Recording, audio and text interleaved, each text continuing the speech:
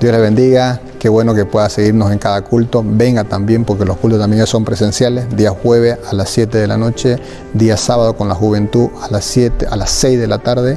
Día domingo tenemos 2 servicios, 8 y 10. Usted puede elegir a uno de los dos y venir y participar del servicio, como en la noche también los domingos a las 7 de la noche. Venga con nosotros, sea partícipe, comparta, tenga buena comunión, reciba la palabra del Señor. Y si está en casa por una u otra razón no puede venir, está con un celular, está con el televisor o está con una computadora, compartan para que sus amigos, los hermanos también que pueden seguirnos, puedan escuchar la palabra, sean edificados. Les animamos, la iglesia está abierta para esa bendición a ustedes por medio de las transmisiones y por medio del culto presencial. Esperamos que este momento sea de bendición para ustedes en nuestro servicio. Siga el tiempo de la alabanza.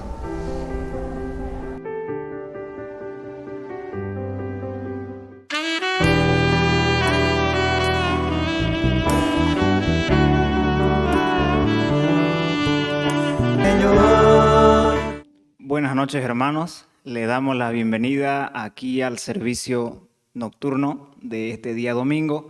Agradecemos a todos por estar aquí. Les pedimos también que puedan ir pasando quienes están afuera. Saludamos también a los hermanos que nos siguen a través de las redes sociales por el Facebook. Y en este momento les voy a pedir que se pongan de pie, por favor. Vamos a iniciar con una palabra de oración, encomendando esta noche en las manos del Señor. Oremos. Gracias, Señor amado, por bendecirnos con esta noche. Gracias por habernos traído con tu cuidado. Te pedimos, Padre, que puedas proteger y cuidar a quienes están viniendo, que todo lo que se haga aquí sea bajo tu voluntad.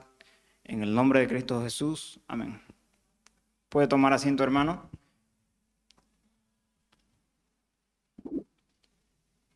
Dice el Salmo 65, versículo 3, porque mejor es tu misericordia que la vida, mis labios te alabarán. Hoy vamos a alabar al Señor con algunos himnos y un par de canciones. El primero dice, gozo la santa palabra al leer.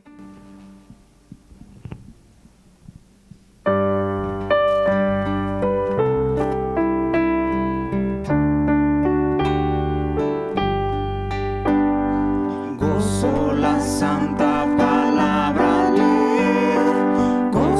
preciosas allí puedo ver, y sobre todo que el gran Redentor es de los niños el tierno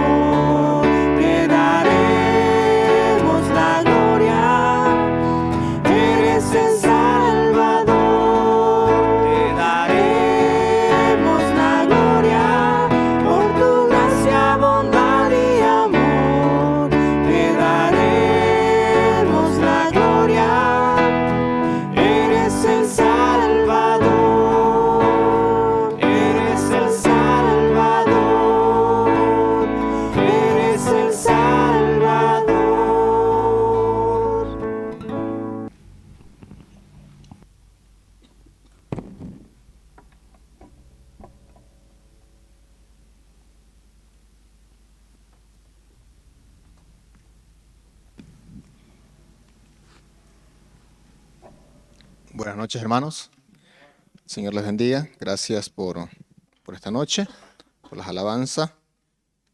Queremos empezar este tiempo, un nuevo estudio. La verdad que queremos prácticamente conectar el anterior estudio de los reyes con este estudio de hoy, que será de los profetas.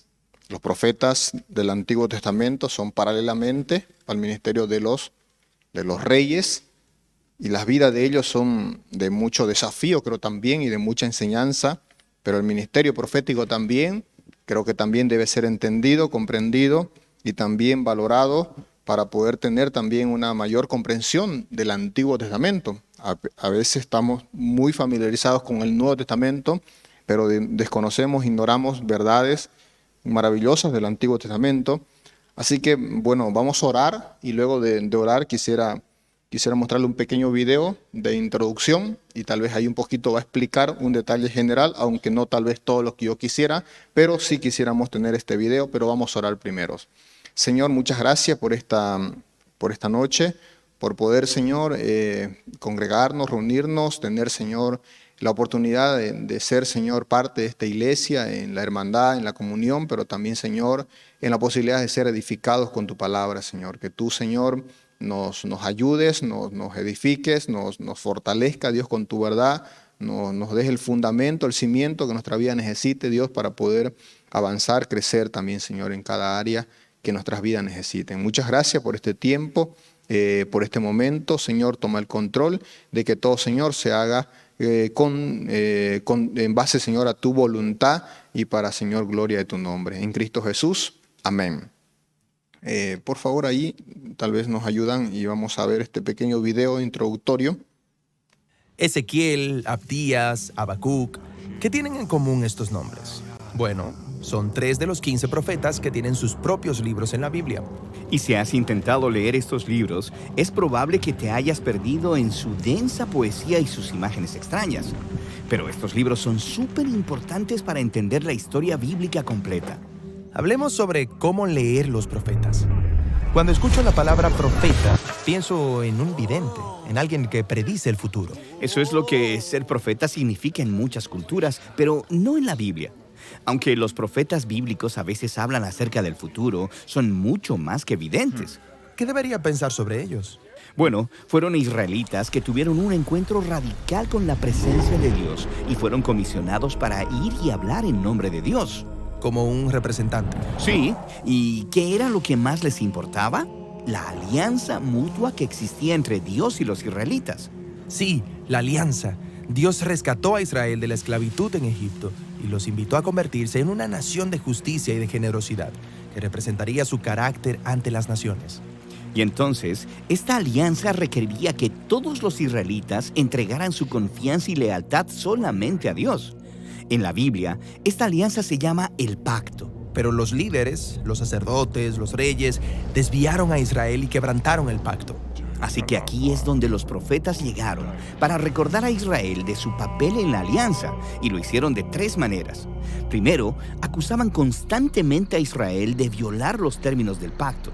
Los cargos usualmente incluían idolatría, alianzas con otras naciones y sus dioses, y el permitir injusticia en contra del pobre. Entonces, son como abogados del pacto. Sí. Entonces, en segundo lugar, los profetas llamaban a Israel a arrepentirse, lo que simplemente significa dar la vuelta. Ellos hablaban de la justicia de Dios para perdonarlos si simplemente confesaban y cambiaban su camino. Pero Israel y sus líderes no cambiaron. Las cosas fueron de mal en peor. Y entonces, eso nos lleva a la tercera manera en que los profetas enfatizaron el pacto. Ellos anunciaban las consecuencias de quebrantarlo, lo que llamaban el día del Señor. Ah, sí, el Apocalipsis, visiones del fin del mundo. Bueno, algo así. Los profetas estaban interesados principalmente en cómo Dios traería su justicia sobre la corrupción de Israel y de las naciones violentas a su alrededor. Y mientras explicaban estos eventos locales, ellos frecuentemente utilizaban imágenes cósmicas. ¿Imágenes cósmicas? Sí, como Jeremías. Él describió el exilio de los israelitas a Babilonia como el desmoronamiento de la creación misma. La tierra se disuelve en caos y desorden. No hay luz, ni animales, ni personas. Isaías describe la caída de Babilonia como la desintegración del cosmos. Las estrellas caen del cielo, el sol se oscurece. Para los profetas, cuando Dios actúa en la historia humana para traer justicia, es un día del Señor. Entonces, los profetas no están hablando acerca del fin del mundo. Bueno, espera, están haciendo muchas cosas al mismo tiempo. Las imágenes cósmicas muestran cómo estos eventos importantes de su época encajan con la historia más amplia de la misión de Dios de derrocar toda nación corrupta y violenta de una vez por todas. A los profetas les importaba el presente y el futuro, y las imágenes cósmicas les permitían hablar acerca de ambas cosas al mismo tiempo. Entiendo. Entonces, no importa dónde vivas, el día del Señor son malas noticias si eres parte de Babilonia. Pero son buenas noticias si estás esperando el reino de Dios. El día del Señor apuntó al regreso de los exiliados a Jerusalén. Y una vez más, los profetas utilizan poesía cósmica para describirlo. Pueden ver una nueva Jerusalén como un nuevo jardín del Edén, con toda la humanidad viviendo en paz con los demás y con los animales. Y hay un nuevo rey mesiánico, quien restaura el reino de Dios en una creación renovada. Hermoso. Entonces, esos son los 3 temas en los profetas. Estos profetas debieron haber sido oradores muy poderosos y persuasivos. Bueno, algunos lo fueron, pero otros vivieron al margen. Frecuentemente realizaron actuaciones extrañas y simbólicas en público para comunicar su mensaje, como cuando Ezequiel se acostó sobre la tierra y construyó un modelo de Jerusalén siendo atacado por Babilonia, o cuando Isaías caminó desnudo durante 3 años como símbolo de la humillación del exilio. ¿Y las personas les pusieron atención? No mucho. Las historias en estos libros muestran cómo los profetas eran un grupo minoritario, en su mayoría rechazados por los líderes de Israel, y sus escritos eran una especie de literatura de oposición. La mayoría de las personas los ignoraron, esto es, hasta que sus advertencias se hicieron realidad en el exilio a Babilonia. Después de eso, las personas empezaron a tomar sus palabras en serio. Sí, las obras de esos profetas tempranos fueron heredadas por profetas tardíos sin nombre que estudiaron intensamente esos textos.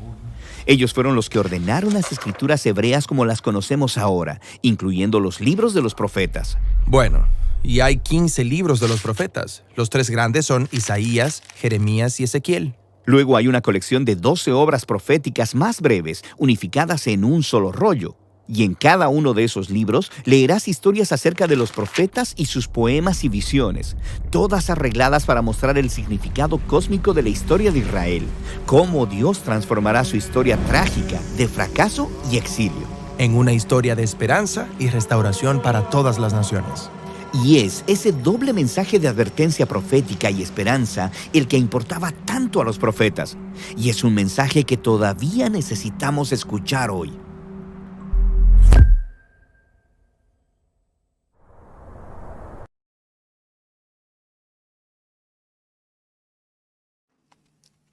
La palabra profeta es una palabra hebrea que se traduce como, se dice como Nabit. 300 veces aproximadamente en el Antiguo Testamento se la menciona. La mayoría de las veces se traduce como vidente o también aquel que ve aquello que los demás no han visto. Hay otras palabras como la palabra Roet, la palabra Joset y la palabra Ish Elohim. Son nombres también que se le daban a estos profetas desde el hebreo. La mayoría tiene que ver con ver lo oculto, revelación. Los profetas parecieran ser que en esto que ustedes vieron ahora tenemos la segunda parte, es decir, la parte donde están los profetas escritores, lo que usted y yo tenemos en nuestra Biblia. La mayor parte del Antiguo Testamento está escrito por los profetas, hombres muy buenos, hombres de Dios, hombres muy fieles, que también están allí. Y si tal vez usted y yo no conocemos la profecía, el ministerio de los profetas, ignoramos muchas porciones de la palabra del Señor que tienen gran luz para nuestras vidas. Y es por eso necesario, por ejemplo, un libro como Isaías, de los más grandes, 66, es considerada la Biblia en miniatura, que tal vez si usted ni conoció nunca de el profeta Isaías, entonces se está perdiendo una gran bendición de un tremendo libro como es Isaías. O tal vez un hombre como Jeremías, al que solamente le conoce como el profeta llorón, pero sin embargo no saben por qué lloraba. No saben qué fue lo que les llevaba a tener esa actitud. Y tal vez ellos eran, como decía en el video, hombres que no eran aceptados, no eran considerados, no eran valorados, no fueron honrados. Qué contraste con los que hoy quieren ser profetas. Porque los que hoy quieren ser profetas quieren eso, quieren honra, quieren reconocimiento, quieren obediencia, quieren prestigio, quieren fama. Estos no. Estos hombres eran comunes y corrientes, eran hombres tan desechados a veces de la sociedad, que sufrían de todo tipo de persecución, de todo tipo de castigo, porque recibían castigo, y obviamente que también recibían el rechazo al mensaje que ellos daban, porque muchas o la mayoría de las veces el mensaje de los profetas no le agradaba a la gente. Por lo general, todo profeta que hablaba en nombre de Dios era algo que disgustaba, era algo que disgustaba a la gente. La gente se molestaba y siempre ha sido así. Los profetas vendrían a ser para nuestro tiempo tal vez personas que usted y yo, tal vez ahí cuando usted va a la ramada, cuando usted va a los pozos y ve ahí un loco con un megáfono y usted ve a alguien ahí predicando y usted ni le da ni importancia y usted ni siquiera valora lo que él hace, tal vez pudiera ser uno de este tiempo también, uno de esos profetas. Esos hombres que no son los que están en los reconocimientos de las iglesias o las congregaciones. No son los hombres que están vistosos a la vista de los demás, pero sin embargo fueron parte esencial y fundamental de la historia del Antiguo Testamento, de la revelación de Dios, porque ellos también escribieron. Podemos decir que los profetas se dividen en 3 tipos o 3 grupos de profetas. El primer grupo son considerados los profetas premonarquía, es decir, antes de que exista la realeza, los reyes, antes que esté el rey David, antes que esté el rey Saúl, antes que estén los demás reyes, antes de los reyes hubieron algunos. Hoy vamos a tocar eso. La mayoría de los profetas es en el tiempo de la monarquía. Puede ser antes del exilio y después del exilio, pero hay ahí los que están como profetas de la monarquía, sirvieron a los reyes, ayudaron a los reyes, fueron parte de la obra del pueblo a través de una revelación espiritual de Dios a ellos y estuvieron ahí en la historia. Como le dije, ustedes y yo estudiamos los reyes. Pero tal vez algo que nos olvidamos en el estudio de los reyes es ver que cronológicamente o paralelamente a un rey había un profeta. Cuando David reinaba, por ejemplo, estaba en ese tiempo, ¿quién estaba? Natán. Y recordarán que Natán fue el que fue y le dijo a David su pecado y lo confrontó porque era un mensajero de Dios y el rey fue amonestado por un profeta. O tal vez ustedes recordarán un poco antes al rey Saúl. Saúl tenía también un liderazgo fuerte, grande, era el primer rey de Israel, pero sin embargo el profeta Samuel era su guía, era su mentor, era el que también lo amonestó y el que lo desechó. Como lo ungió, también lo desechó. El ministerio de los profetas era importante, fue importante. Y estos participaron activamente en la vida del pueblo de Dios, porque eran hombres de Dios. Como dije, si la palabra es vidente o es hombres que ven o revelan revelación, es hombres que no están hablando entonces palabra suya. Nunca hablaban en nombre suyo, hablaban siempre, así ha dicho el Señor o así ha dicho Jehová. No eran entonces yo opino, yo creo, mi consejo, mi sugerencia, sino era palabra de Dios. Y tenemos entonces a estos varones que, por otro lado, eran valientes, eran grandes espiritualmente y tenían una conducta espiritualmente realmente creíble, reconocida y realmente digna de imitar en lo espiritual. En lo espiritual. Estos hombres tenían llamamientos especiales que no tenían que ver con herencia de cargo, como los reyes. Los reyes sí, recuerdan que podían heredar el trono a sus hijos. Los profetas no. Podía ser hijo de profeta, pero no por eso tenías que ser también profeta. No era como los sacerdotes venían de una tribu también, eran elegidos también y tenían que ser de la descendencia de sus padres para ser sacerdote, pero para ser profeta no. Para ser profeta es lo más cercano al ministerio actual, del ministerio de los llamados al ministerio. Es decir, Dios llama de una manera personal, de una manera incondicional, de una manera que no es alineada o a una genealogía o a una familia o a una particularidad, es personal. Y estos profetas eran hombres muy especiales tal vez para Dios. Su llamamiento era muy particular, nunca fue igual. Por ejemplo, el llamamiento de Jeremías, si usted anota rápidamente Jeremías 1:5, verá que él dice que fue elegido desde el vientre de su madre. O tal vez el llamamiento de Amós, si usted lee capítulo 7, versículos 14 y 15, el llamamiento de Amós, es un llamamiento donde él está trabajando, está labrando la tierra y de allí dice que el Señor lo tomó para el ministerio. O el llamamiento de Moisés, famoso el llamamiento de Moisés, Éxodo capítulo 3, versículo 4, por medio de una zarza. Después de haberle tenido allá en el palacio, después de llevarlo y vivir en el desierto pastoreando ovejas, el Señor lo llama recién allá. No cuando él quiso, no cuando él se ofreció a Dios, sino cuando Dios creyó que él era y estaba preparado. Porque también Moisés hizo un ministerio de cierta forma profético. El ministerio tal vez de Isaías, o el llamamiento de Isaías capítulo 6, versículo 1, dice que fue en visión. Dios le mostró una visión y de la visión vino su llamamiento. O tal vez el llamamiento de Ezequiel.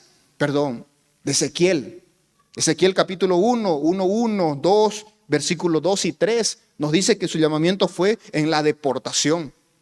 Es decir, en el momento menos pensado parecía que Dios levante un hombre para ser profeta. Lo levantó a este varón para poder hablar en nombre de Dios a pesar de que Dios estaba llevando a su pueblo o al pueblo cautivo. Estos eran los profetas. Estos eran los profetas que tenían un ministerio. El ministerio de los profetas no es igual al ministerio de los sacerdotes. Los sacerdotes tenían el ministerio de instruir, enseñar la ley. Los profetas tenían el ministerio de exhortar a que el pueblo obedezca esa ley. Distinto. Bajo la base del conocimiento, bajo la base de la enseñanza, bajo la base de lo que ya ellos conocían, la ley, el profeta decía: habéis desobedecido, están desobedeciendo, no hacen la voluntad de Dios, por tanto el Señor ha dicho esto. Anunciaban también castigo, juicio, también primero obviamente que advertían. Y ese ministerio obviamente de cierta forma algunos lo verían como verdugos, porque si el profeta hablaba, de cierta forma va a venir a hablarnos un juicio o una exhortación dura de parte de Dios. Y los profetas eran tenidos tal vez o temidos por el pueblo. Y los reyes no les gustaba cuando hablaba a veces un profeta, porque los profetas hablaban no palabra de agrado a los hombres, sino palabra de agrado solamente en la voluntad de Dios. Obviamente vamos a ir pensando un poquito en los profetas anterior a la monarquía para introducir. Profetas y ministerio. Los ministerios no son necesariamente un ministerio completo o pleno antes de la monarquía. Por ejemplo, Abraham, en el capítulo 20, versículo 7 del Génesis, nos dice que Abraham hizo una profecía o dijo una profecía. No significa que Abraham era un profeta, pero sí que Abraham hizo de profeta o dio una profecía. O tal vez María, Éxodo capítulo 15, versículo 20, dice que también dio una profecía. No necesariamente porque era una profetisa, sino porque Dios le usó para darle una revelación y por tanto fue usada por el Señor. O tal vez Números capítulo 11, versículo 26 al 30, tenemos a un tal Edad y Medad. Dos hombres que hablaron profecía o estaban mencionando profecía y los demás se asombraron y se maravillaron porque estaban hablando profecía. Pero fue un momento, no fue permanente. ¿Por qué? Porque el ministerio en el tiempo antes de la monarquía y durante la monarquía también tenemos una particularidad. La particularidad es que todos en este tiempo del Antiguo Testamento recibían al Espíritu Santo por momentos. no como nosotros. Hoy nosotros recibimos al Espíritu Santo una sola vez y no se para saliendo el Espíritu Santo y no tenemos que llamarlo al Espíritu Santo para que vuelva. Porque somos bautizados con el Espíritu Santo y el Espíritu Santo viene a morar y por eso somos templo del Espíritu Santo, somos morada del Espíritu Santo, somos casa de Dios. Eso es distinto. En el Antiguo Testamento el Espíritu Santo venía y moraba sobre ellos por un determinado tiempo. Por ejemplo, el caso del rey Saúl. En el capítulo 16, versículo 14, el primer libro de Samuel, dice que el Espíritu de Jehová se apartó de Saúl y le atormentaba un espíritu malo de parte de Jehová. El rey Saúl, que era usado por Dios y que tenía el Espíritu Santo, le fue quitado el Espíritu Santo o el Espíritu se apartó de él. ¿Por qué?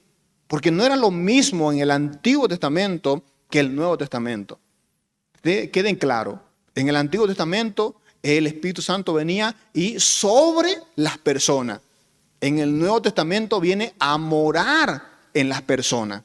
Cuando tienen a Jesucristo como Señor, como Salvador, cuando han rendido su vida a Él, entonces son sellados, como dice Efesios capítulo 1, con las arras, la garantía que es el Espíritu Santo.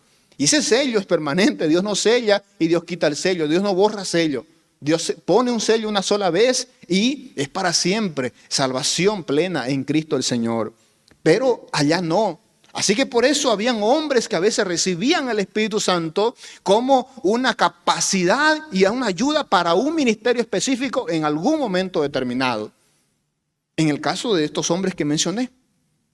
Pero tal vez usted dice, pero Moisés fue profeta, Josué fue profeta, Miriam fue profeta, porque es cierto, Moisés hizo de profeta, Josué hizo de profeta, Miriam o María, la hermana de Moisés, hicieron de profeta.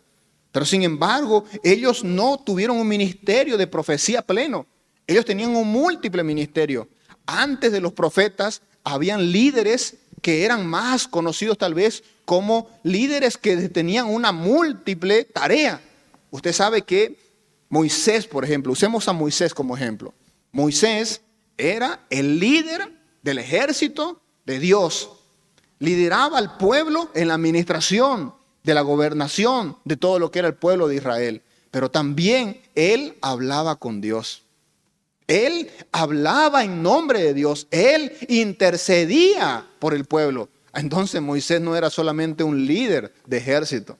No era un gobernante de nación. Moisés también era de cierta forma alguien que hacía un ministerio sacerdotal y un ministerio de profecía.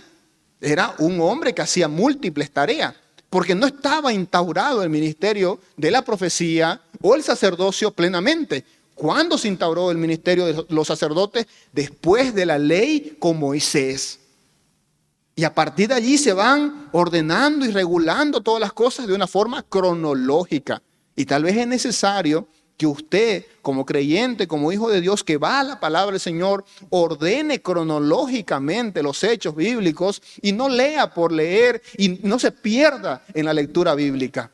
Y sería bueno, y tal vez voy a tener una tarea extra de hacerles un diagrama donde después ustedes pueden tener tal vez en su Biblia un diagrama de todo el panorama bíblico con lineamientos de reyes y profetas, donde vean cronológicamente cómo va año tras año aumentando y cómo se va revelando y progresivamente se van ordenando las cosas, para que hoy tengamos el ministerio tan claro de qué es la función de la iglesia y sus ministerios, pues han pasado siglos. Antes, como dije, ahí comenzó esto. Antes de la monarquía. Y estos hombres hacían un buen ministerio, trabajaron muy bien, pero no necesariamente eran conocidos como profeta. Otra vez vuelvo a repetir, los periodos de los profetas pueden ser premonarquía, en la monarquía, segundo periodo, y la tercera característica o periodo de los profetas es los profetas escritores, que más usted tal vez conocerá a los profetas escritores, porque usted conoce los libros de la Biblia, ¿no? Y espero que sí. Isaías, Jeremías. Conoce usted también de Ezequiel. Conoce usted también de Daniel. Y conoce de estos profetas. ¿Por qué se llaman profetas mayores y menores en los escritores? No porque unos eran más viejos y otros más jóvenes. ¿Ah? No porque, no sé, ¿qué se puede imaginar usted? Básicamente es simple. Los profetas mayores son los que tienen mayor contenido sus escritos. Por eso es profetas escritores. Sus libros son grandes, son mayores en contenido. En cambio, los profetas menores son libros pequeños o cortos. Y estos libros cortos o pequeños tenemos allí para poder estudiar, meditarlo. Y son tan cortos, son tan sencillos. Recuerdo que el año pasado en la cuarentena me tomé el tiempo de enseñar en devocionales algunos libros cortos del Antiguo Testamento. Y son lindos y maravillosos el estudiarlo, porque se puede hacerlo de una manera corta, de una manera que pueda usted entenderle en el corto tiempo de lectura. No le demanda una lectura de muchos capítulos. Y le animo tal vez a empezar por allí, hablando del Antiguo Testamento y de los profetas escritores. Otra vez, profetas, premonarquía, monarquía y profetas escritores. ¿Se quedaron con eso? Vamos a aprender un poquito de todo eso. ¿Ah? Espero que sí, ¿no? A ver, tome el examen al que está a su lado. ¿Cuáles son los 3 periodos de los profetas? ¿Ah? ¿Ya saben? ¿Entienden por allí? ¿Se va ordenando? Bueno. Se ha aplazado, dicen, ¿no? Aplácelo, dicen, no, aplácelo. Es como hacer examen, ¿no? Cuando usted, no sé si a ustedes en el colegio le hicieron la opción de tomar examen a su compañero. Tomar examen a su compañero también depende del recreo, ¿no? Para que le ponga una buena nota a su compañero. Pero hay profetas antes de la monarquía. La mayoría del tiempo nos vamos a abocar en los profetas de la monarquía y profetas escritores. Tal vez más profetas de la monarquía. Esta noche quiero hablarle de 2, que sus relatos son muy cortos, que no hay más prácticamente que decir de ellos también. Así que quisiera que por favor vayan en sus Biblias a Jueces. ¿Usted dice eso fue la introducción? Sí, pero yo voy a acabar rápido, ¿ya? Así que vayan a Jueces, capítulo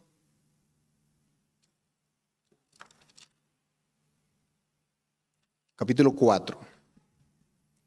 Las mujeres van a estar contentas porque voy a hablar de una mujer, famosa mujer, Débora. Débora la profetisa. ¿Qué dice el capítulo 4, versículo 1? Después de la muerte de Ahod, los hijos de Israel volvieron a hacer lo malo ante los ojos de Jehová.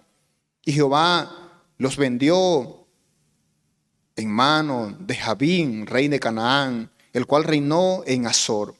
Y el capitán de su ejército se llamaba Sísara, el cual habitaba en Aroset Goín. Entonces los hijos de Israel clamaron a Jehová, porque aquél tenía 900 carros errados y había oprimido con crueldad a los hijos de Israel por 20 años. Gobernaba en aquel tiempo a Israel una mujer, ahí está, llamada, ¿o cómo era su nombre? Débora, profetisa, mujer de, por si acaso era casada, para los que quieren que sea soltera, no era soltera. Lapidot. Acostumbraba a sentarse bajo la palmera de Débora, tenía su propia palmera. Entre Ramá y Betel, en el monte de Efraín. Y los hijos de Israel subían a ella a juicio. Y ella envió a llamar a Barat, hijo de Binoam, de Sedes de Neftalí, le dijo: no te ha mandado Jehová, Dios de Israel, diciendo: ve, junta a tu gente en el monte de Tabor y toma contigo 10,000 hombres de la tribu de Neftalí, de la tribu de Zabulón, y yo traeré hacia el arroyo de Sidón a Sísara, capitán del ejército de Jabín, con sus carros y su ejército, y los entregaré en tus manos. Barat respondió: sí, si tú fueres conmigo, yo iré, pero si no fueres conmigo, no iré. Cobardía plena. Ella dijo: iré contigo, mas no será tuya la gloria de la jornada que emprendes, porque en mano de mujer venderá Jehová a Sísara. Y levantándose Débora fue con Barat a Sede, y juntó Barat a Zabulón y a Nectalí en Sedes, y subió con 10,000 hombres a su mando, y Débora subió con él. Y Heber ceneo de los hijos de Obad, suegro de Moisés, se había apartado de los ceneos y había plantado sus tiendas en el valle de Sanaín, que está junto a Sedes. Vinieron pues a Sísara las nuevas, que Barat, hijo de Abinoam, había subido al monte de Tabor. Y reunió Sísara todos sus carros, 900 carros herrados, con todo el pueblo en que con él estaba, desde Aroset, Goín, hasta el arroyo de Sidón. Entonces Débora dijo a Barat: levántate, porque este es el día que Jehová ha entregado a Sísara en tus manos. ¿No ha salido Jehová delante de ti? Y Barat descendió del monte de Tabor, y 10,000 hombres en pos de él. Y Jehová quebrantó a Sísara y a todos sus carros y todo su ejército a filo de espada delante de Barat. Y Sísara descendió del carro y huyó a pies. Mas Barat siguió sus carros y el ejército hasta Aroset Goín, y todo el ejército de Sísara cayó a filo de espada hasta no quedar ni uno. Y Sísara huyó a pie a la tienda de Jael, mujer de Heber ceneo, porque había paz entre Jabín, rey de Azor, y la casa de Heber ceneo. Y saliendo Jael a recibir a Sísara, le dijo: ven, señor mío, ven a mí, no tengas temor. Y él vino a ella a la tienda, y ella le cubrió con una manta y le dijo: te ruego que me des de beber un poco de agua, pues tengo sed. Y ella abrió un odre de leche y le dio de beber y le volvió a cubrir. Y él le dijo: estate a la puerta de la tienda, y si alguien viniera y preguntare diciendo: ¿hay aquí alguno?, tú responderás que no.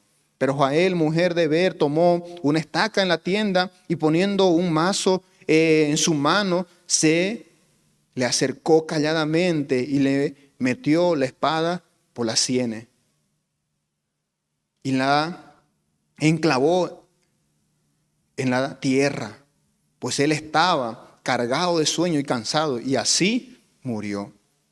Y siguiendo Barat a Sísara, Jael salió a recibirlo y le dijo: ven, y te mostraré al varón que tú buscas. Y él entró donde ella estaba, y aquí Sísara yacía muerto con la estaca por la sien. Así abatió Dios aquel día a Jabín, rey de Canaán, delante de los hijos de Israel, y la mano de los hijos de Israel fue endureciéndose más y más contra Jabín, rey de Canaán, hasta que lo destruyeron. Una mujer llega a ser la usada por Dios en este tiempo. Una mujer llamada así profetiza. Las características de esta mujer es que es gobernadora, es profetisa, es juez y es consejera. Son 4 ministerios. Características personales de esta mujer: es obediente, es valiente, es fiel y es humilde. No quiere la gloria para ella. Excelente mujer. ¿Cómo quedan los hombres parados frente a esta mujer?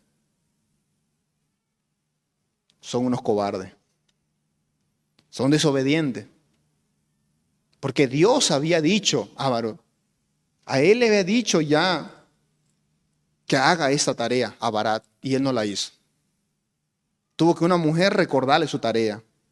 No solamente es cobarde, es también desobediente, es inmaduro y es un carnal.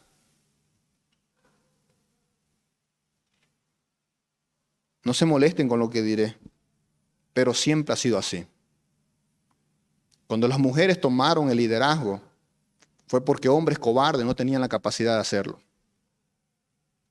Cuando Dios usó mujeres para llevar adelante cosas y tareas, responsabilidades primarias del ministerio, que era esto fundamental, porque Dios usaba hasta aquí jueces. Y Dios usa a una mujer porque los hombres no están en la capacidad de ser usados por Dios. Y es responsabilidad de ellos. Es como la carta a los Corintios. Usted y yo escuchamos la carta a los Corintios, cómo el apóstol Pablo reprende duramente el desorden que hay en la iglesia. Pero ¿culpa de quién es que las mujeres se levanten en la congregación? No es culpa de ellas propiamente. Es culpa de los hombres que no asumieron su liderazgo y sus responsabilidades cuando se les demanda y cuando se les tiene en claro cuál es su rol y cuál es su responsabilidad. Si aplicáramos a su vida y a su matrimonio, no se extrañe que su esposa tome su liderazgo si usted no lo hace, pues, ¿no? No se extrañe que su esposa haga la tarea como cabeza de hogar porque usted no llega ni a cabeza. Esa es culpa de usted, es culpa del hombre, es responsabilidad. Esta mujer es grandiosa y es maravillosa. Por otro lado, para aquellas que quieren defender el concepto feminista en esta mujer, tan errada. Porque esta mujer no se quiere llevar ella la gloria.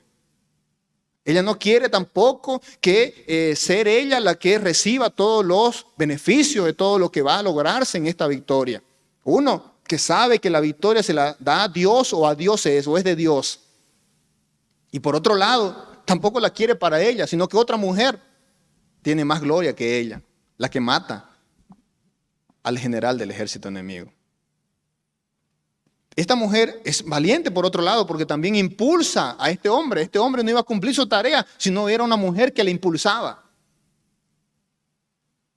Una profetisa. Antes de la monarquía no hay reyes. Es el tiempo de los jueces. Cada quien hace lo que bien le parece. ¿Qué decimos del pueblo? El pueblo tiene una rutina. Usted ve la rutina del pueblo desde el versículo 1 hasta el versículo 3. 1 al 3 hay una rutina, un ciclo que el pueblo vuelve y lo repite vez tras vez en Israel. ¿Cuál es el ciclo? Hacen lo malo. Se muere un gobernante y cada quien hace lo que bien le parece. Hacen lo malo, ¿Dios qué hace? Dios los entrega a sus enemigos.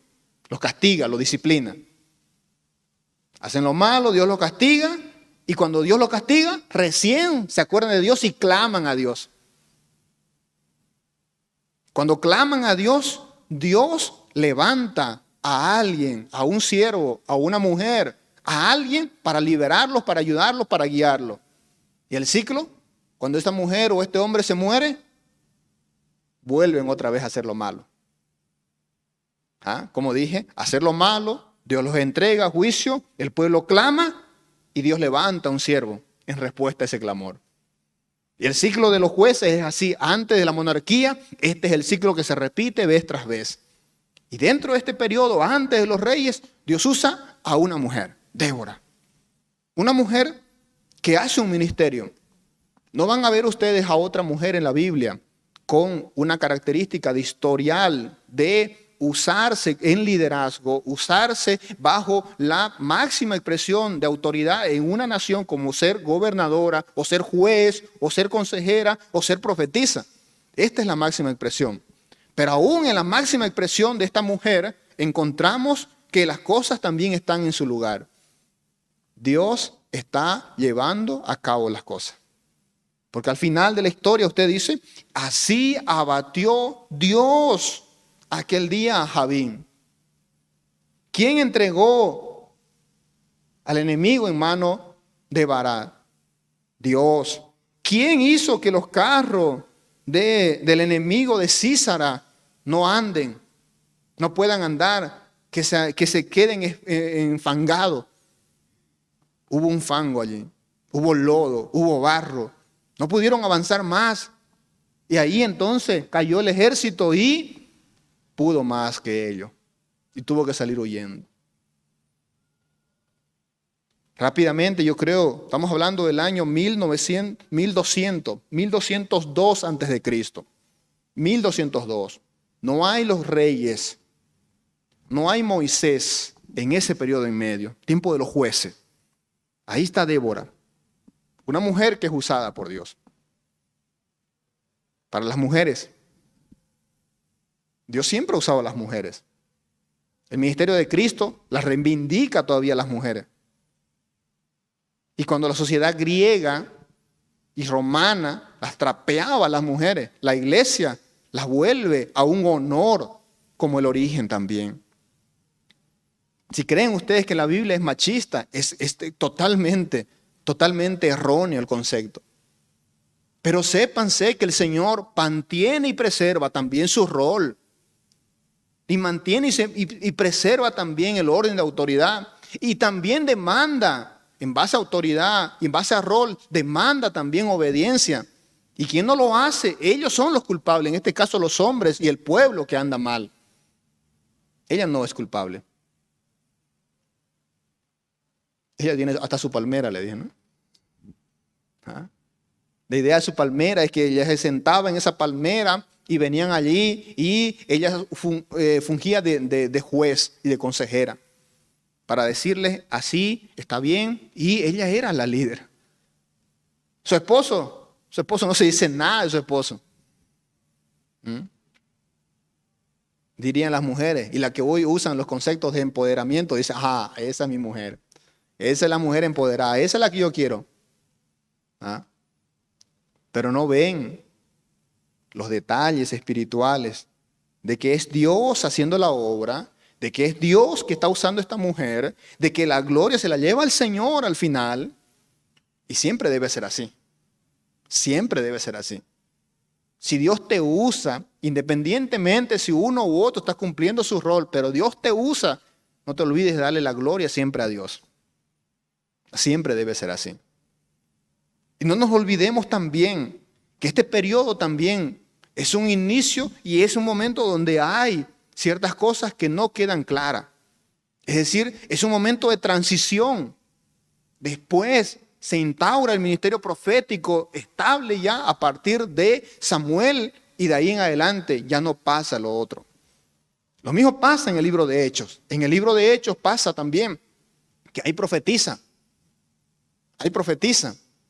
Porque es un libro de transición. Y en el tiempo de la transición suceden cosas como esta. Pero luego se ordena los ministerios y todo que debe quedar en su lugar. Nuestro Dios es un Dios de orden. Y no es correcto que andemos en un desorden total. La casa debe estar ordenada con los roles y responsabilidades. La iglesia debe estar ordenada también. La nación debe estar ordenada. Y los ministerios deben estar ordenados conforme a lo que Dios ha establecido. Y es el caso de esta mujer. El segundo personaje es corto, más corto que esta mujer. Y lo voy a unir porque son los únicos dos personajes que son pre-monarquía, antes de la monarquía. Si usted va al libro de Jueces, capítulo 6, está la historia famosa de Gedeón. Gedeón, el muchacho tímido, pero que luego Dios lo usa poderosamente y hay una gran victoria. Pero en medio de todo esto, nos surge un versículo, unos cuantos versículos. Primero veamos el versículo 7, porque, 6, la tierra en este tiempo está sufriendo, el pueblo de Dios está sufriendo.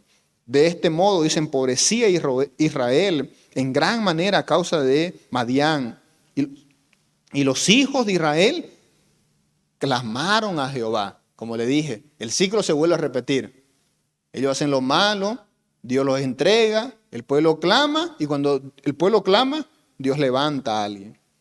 Y dice el versículo 7, y cuando los hijos de Israel clamaron a Jehová a causa de los madianitas, Jehová envió a los hijos de Israel un varón profeta. Ahí está nuestro segundo profeta. El cual les dijo, así ha dicho Dios, ha dicho Jehová, Dios de Israel. Frase introductoria para todos los profetas. No es su palabra, es palabra de Jehová. Un detalle, este profeta es el anónimo.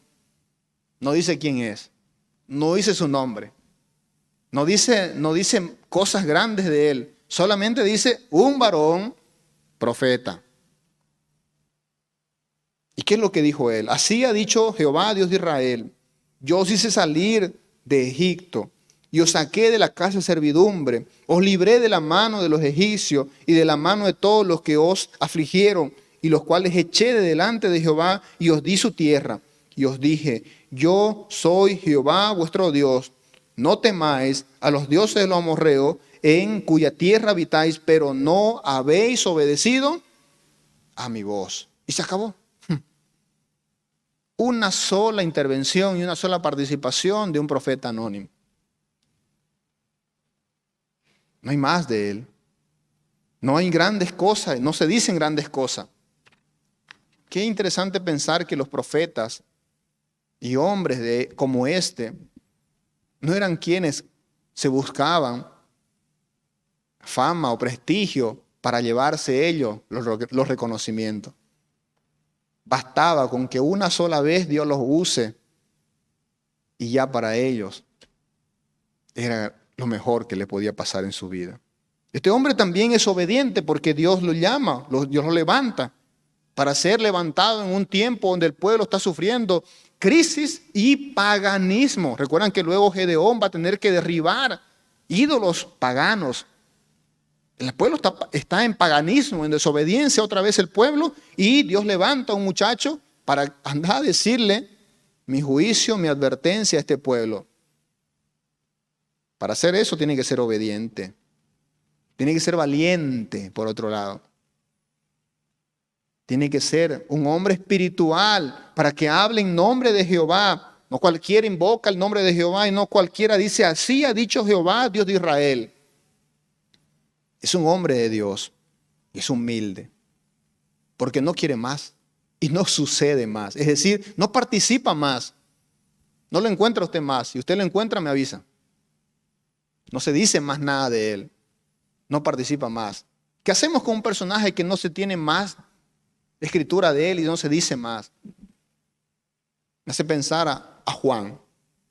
Juan el Bautista. Su ministerio fue menguando. Y Cristo fue creciendo. Y al fin eso fue. Los discípulos de Juan lo dejaron de cierta forma y se fueron en pos de Cristo.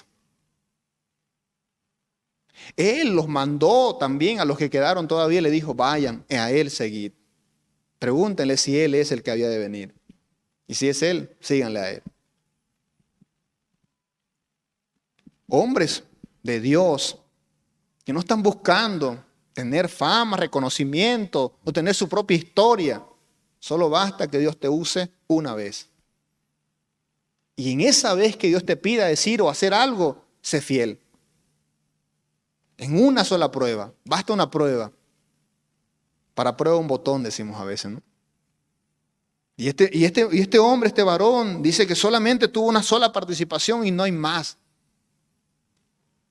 Y está Dios usando a un hombre así, porque luego van a ver que desde el versículo 11 vino el ángel de Jehová y se sentó debajo de la encina de Ofra y ahí participa ya el ángel de Jehová. Que tal vez el ángel de Jehová en este contexto hace referencia a Cristo.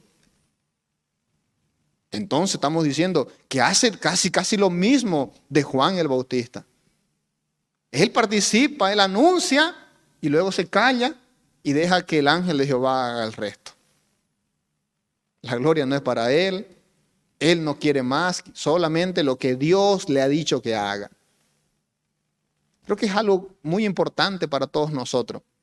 El hecho de que no hagamos lo que nosotros queremos, hagamos lo que Dios quiere. Obedezcamos al pie de la letra la encomendación del Señor. Seamos fieles en la oportunidad que el Señor nos dé. Tal vez tú y yo podemos decir, no tengo muchas oportunidades. Si tuviera, si Dios me diera para hacer esto, si Dios me diera esto, pero en la que tenés no eres bueno, en la que tenés no eres fiel, entonces, esto es lo que se usa en los deportistas, los futbolistas, dicen, ¿no? Para ser delantero. Para ser bueno, o si sos bueno, la que tenés la debes meter. Si no la metes es que sos malo. Si nosotros tenemos una sola oportunidad para ser fiel, para demostrar ser fiel, para ser conforme a la palabra de Dios, pues esa debemos hacerla. No esperar un montón de cosas y decir, si yo fuera así, si yo me diera, si a mí me dieran ese ministerio, si yo hiciera ese ministerio, ahí sí, ¿cómo lo haría? Si tienes una sola oportunidad, hazla y hazla bien. Si Dios te va a usar una sola vez, qué privilegio, qué privilegio. Porque el Señor está tomando de lo vil, de lo menospreciado, para tomar nuestra vida y hacer un instrumento para su gloria. Y es el caso de este varón. 2 personajes les presento en este momento. 1209 antes de Cristo, tiempo de los jueces. Un poquito más por allí también el tiempo está también este personaje, contemporáneo casi en el tiempo. Algunas asocian un poquito antes, un poquito después, están por allí en el tiempo.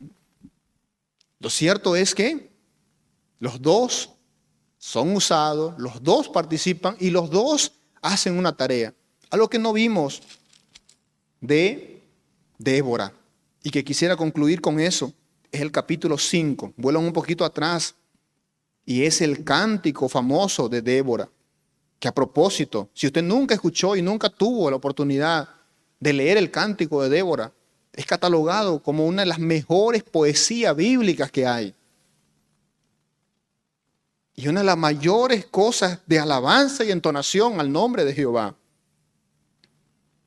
Aquel día cantó Débora con Barak, hijo de Aminoán, diciendo, por haberse puesto al frente los caudillos en Israel, por haberse ofrecido voluntariamente el pueblo, load a Jehová.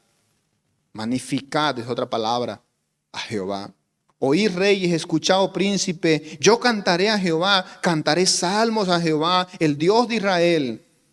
Cuando saliste de Seir, oh Jehová, cuando te echaste de los campos de Edom, la tierra tembló y los cielos destilaron y las nieves gotearon aguas.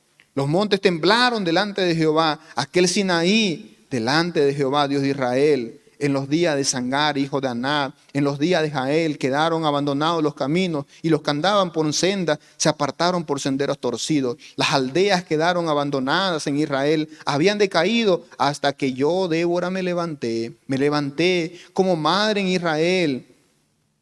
Y es la alusión que Israel estaba sin padre, sin madre, estaba abandonado por sus líderes. Y él se levanta. Cuando escogían nuevos dioses, la guerra estaba a la puerta. Se veía escudo o lanza entre 40,000 en Israel. Mi corazón es para vosotros, jefes de Israel, para los que voluntariamente ofreciste entre el pueblo. Load a Jehová otra vez. Concluye ahí un párrafo. Y ahí sigue la alabanza y es larga y extensa. Conocemos el Magnificat de María, o las 2 Marías, el caso de la hermana de Moisés y María, también acá con Elizabeth. Las mujeres alaban al Señor. Y tal vez eso debemos recordarnos todos. Estos hombres, en este caso este anónimo, y luego esta mujer llamada Débora, antes de la monarquía, antes de que surja el ministerio profético pleno como está organizado, ya luego que lo vamos a ver con el siguiente personaje, el principal tal vez, que comienza todo este ministerio que se llama Samuel, ya había personas fieles, obedientes, listas para ser usadas y sobre todo haciendo al pie de la letra lo que Dios le decía y luego que pasaban las cosas, alabando el nombre de Dios. Nos falta también, creo, eso. Muy aparte de todas las exhortaciones que ya hemos tenido hasta aquí, creo que nos falta alabar al Señor, adorar a Él y hacerlo bien, reconociendo la obra del Señor en todo lo que Él se puede llevar, la gloria y la honra, es también por el reconocimiento y el cántico que nosotros debemos tener. Hay mucho más para decir, pero hoy concluimos aquí. Cerrando aquí, 2 cositas solamente, como aplicación general. Tal vez el ministerio profético ya no está vigente hoy, como lo estuvo y lo va a estar, y vamos a verlo así a través del tiempo que vamos a estudiar. Pero Dios siempre ha demandado y siempre ha usado a hombres y mujeres fieles y hombres y mujeres espirituales, que estén dispuestos, que estén dispuestas a ser usadas por Dios para hacer la voluntad de Dios, hacer la voluntad de Dios. Y no creamos que nuestra vida es poca cosa o que no somos los que vamos a ser usados por Dios. Creo que Dios puede usar a cualquiera de nosotros cuando nuestro corazón esté preparado para que Él tome nuestra vida como alfarero y nos moldee para hacernos instrumentos de honra. Amén. Dios bendiga su palabra. Vamos a orar. Gracias, Señor, por esta noche. Introducimos, Señor, este tiempo y veremos luego personajes. Tal vez personajes mucho más famosos, mucho más reconocidos, mucho más de trayectoria en el concepto y la historia bíblica. Hoy, Señor, con dos personajes que tal vez no tienen mucho, Señor, currículo, pero fueron usados por usted, Señor. Y nos recuerdan, Dios, que también nosotros no tenemos nada que ofrecer, pero podemos ser usados por usted, Señor.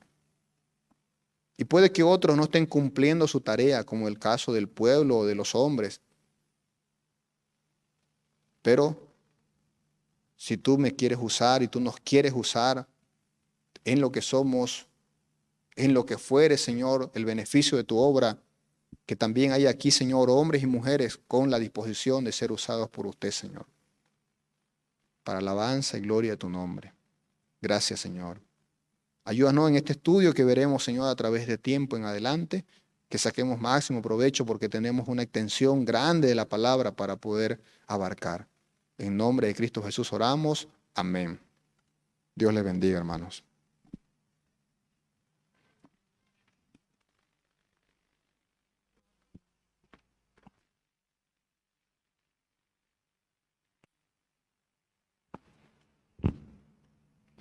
Muy bien, agradecemos al Señor por el mensaje traído a través del pastor.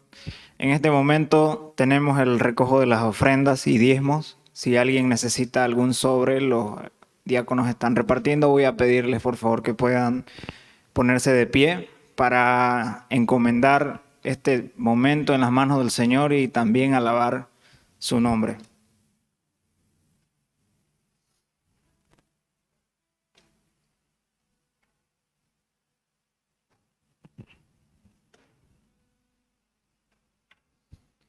Vamos a orar. Oremos. Gracias, Señor amado, por bendecirnos con el mensaje. Agradecemos, Señor, tu palabra traída. También queremos agradecerte por el momento que vamos a tener de recoger ofrendas y diezmos. Gracias, Señor, por permitirnos también adorarte de esa manera. Bendícelos en el nombre de Jesús. Amén. Cantaré de tu amor, rendiré mi corazón ante ti, dice la alabanza mientras cantamos.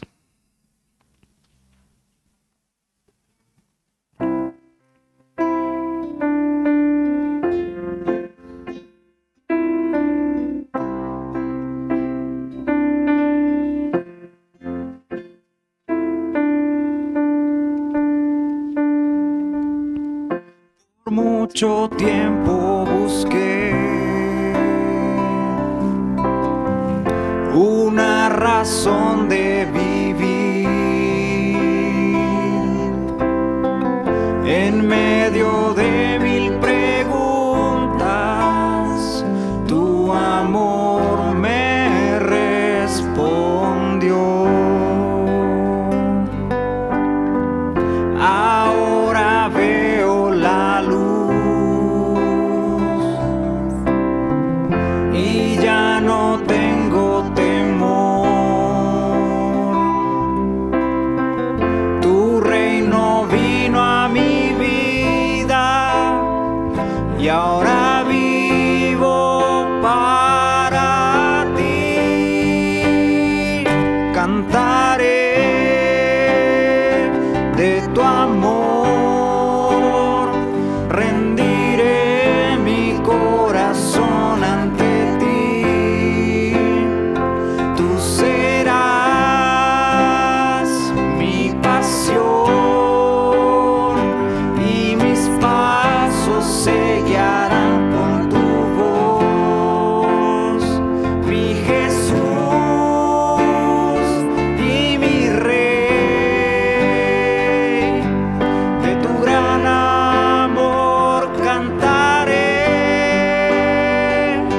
Señor.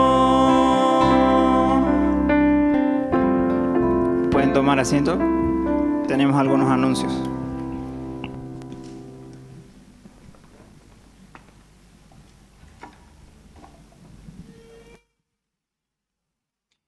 Bien, gracias hermanos. Bueno, agradecemos también a nuestras visitas que nos acompañan. Si tiene alguien por ahí cerca de usted, salúdele a ver. Den un saludo así tal vez de lejito. Si le da un puño o algo así tal vez ahí. Dios le bendiga. Gracias por estar con nosotros.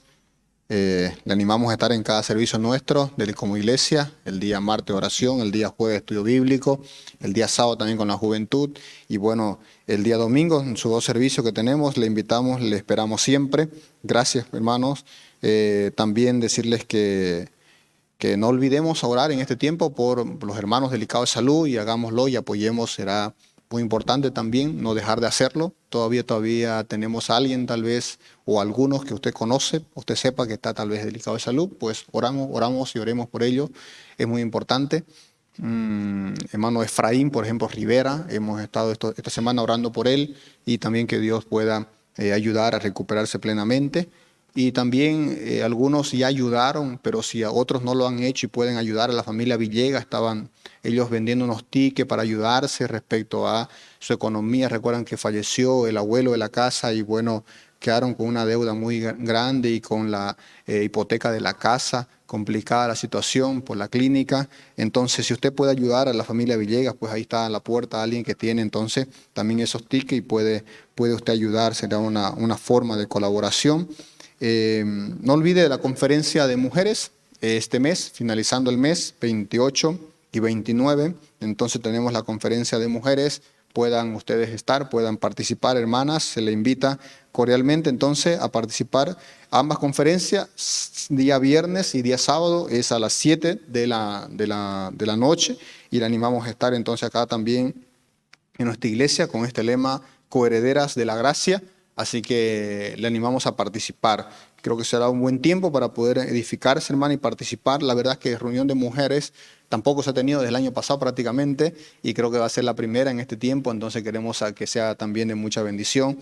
Mi esposa y la hermana Ginny van a estar ahí viendo también los detalles de esa programación y otras hermanas que ya están ya delegadas para tener su participación, ya sea con la dirección u otras actividades. Entonces le animamos también a cumplir. Hoy nos reunimos los varones del segundo turno de la iglesia para quedar en algunas cosas respecto a participar por el Día de la Madre y colaborar con todo eso. En eso se quedó de que los casados, los varones de la iglesia van a dar una cuota de 50 bolivianos.